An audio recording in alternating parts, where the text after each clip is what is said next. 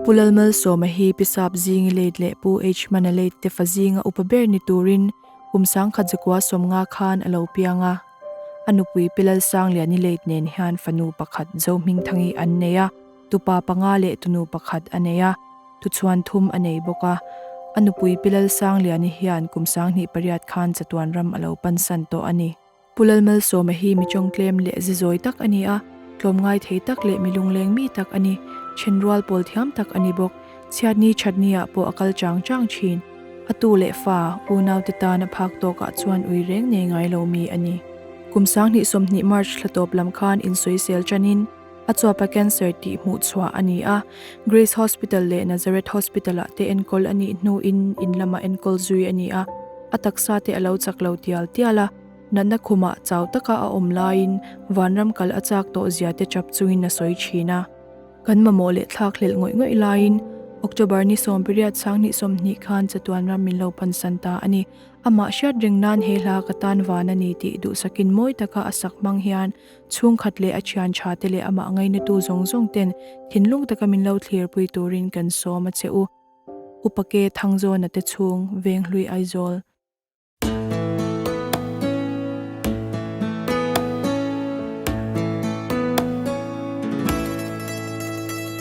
Dai ni len ko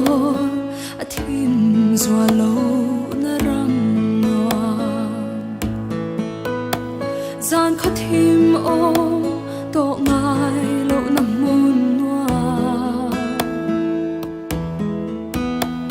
lung mai chum pui zin to lo na kho pui noa o chu ngai chu katan vana lo ni eng ang tak ni ang mo kan khen ve hun chwa lui pui kam moi taka lung du tene kan in to gang chan dam tu choi moi tu chu ngay chu katan vanan ni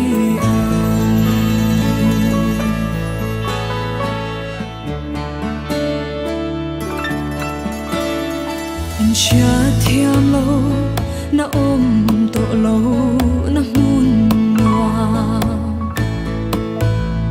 lung roal lo na ta zalen na mun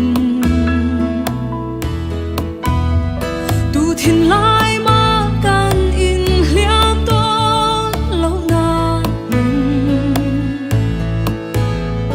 o chu ngay chu katan vanan ni eng ang tak ni ang mo kan khen ve hun chwa lui pui kam moi taka lung du tene kan in to kang chan dam tu choi moi tu ri o chu ngay chu katan vanan ni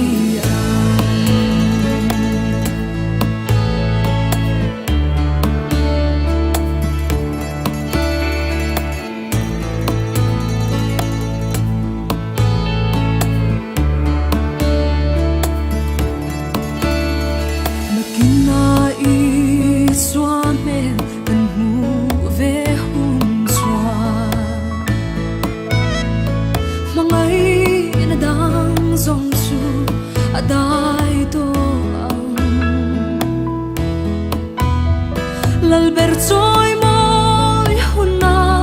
katel ve anga o chu ngay chu katan vanan ni eng ang tak ni ang mo kan khen ve hun chwa lui pui kam moi taka lung du tene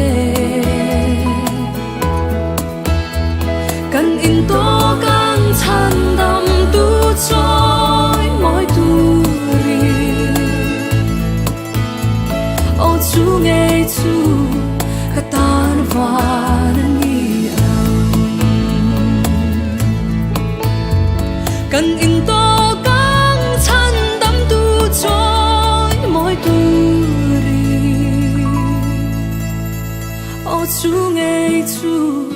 katan van ni ô chu ngay chu katan van ni